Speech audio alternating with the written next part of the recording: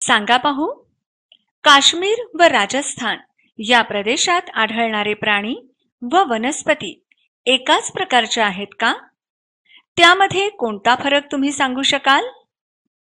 उत्तर: काश्मीर व राजस्थान या प्रदेशात आढळणारे प्राणी व वनस्पती एकाच प्रकारचे नाहीत. 1. प्राणी. काश्मीर हिम प्रदेशात राहणाऱ्या सर्व प्राण्यांचे त्यांच्या त्वचेवरील लांब व दाट केस त्यांचे थंडीपासून बचाव संरक्षण करतात. उदाहरणार्थ हिम अस्वल. राजस्थान वाळवंटी प्रदेशात पाण्याची कमतरता असल्याने शरीरातील पाणी टिकवून ठेवण्यासाठी तेथे राहणाऱ्या प्राण्यांची त्वचा जाड, पाय लांब व तळवे गादीसारखे पसरट, नाकावर त्वचेची घडी, पापण्या लांब व जाड. उदाहरणार्थ उंट. 2. वनस्पती.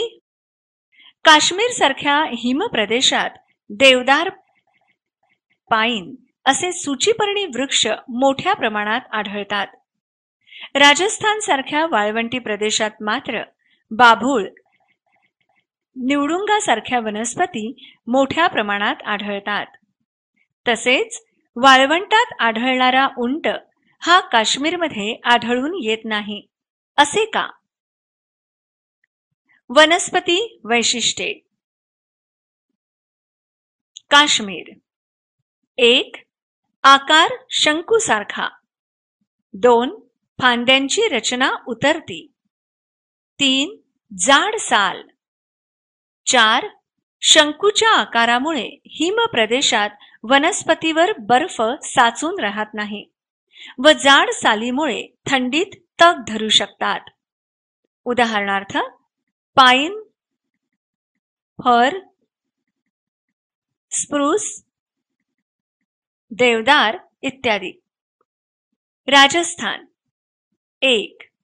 वनस्पतींना पाने नसतात किंवा ती खूप बारीक सुईसारखी असतात किंवा त्यांचे काट्यांमध्ये रूपांतर झालेले असते. 2.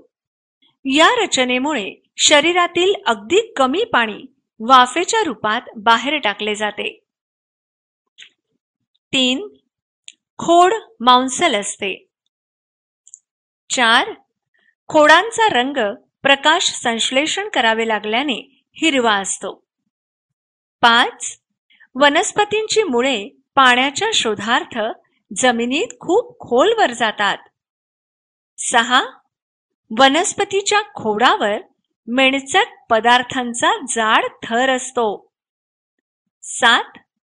उदाहरणार्थ निवडुंग, बाभूळ. अनुकूलन, ॲडॅप्टेशन. प्रत्येक सजीव ज्या परिसरात व वातावरणात राहतो त्याच्याशी जुळवून घेण्यासाठी त्याच्या शरीराच्या अवयवांमध्ये तसेच जीवन जगण्याच्या पद्धतीमध्ये कालानुरूप घडून आलेल्या बदलाला अनुकूलन म्हणतात.